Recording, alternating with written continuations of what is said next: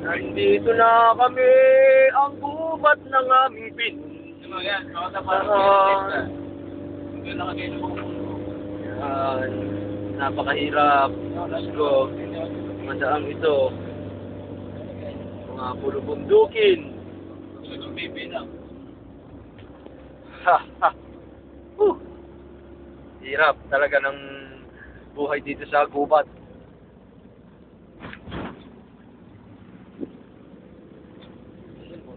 Skolod, tropa. Skolod. Oh, checkpoint. Checkpoint. Sa'yo! Hello. Ayan, wala tayo. Checkpoint. Bangis, walang signal. Yeah. Natanga na. Masyado ng bulubundukin ito kaya wala nang signal diyan. Wala po signal. Ayan na. Wala na signal. Ayan, ubos na ubos. Yun, meron na. Nakita na.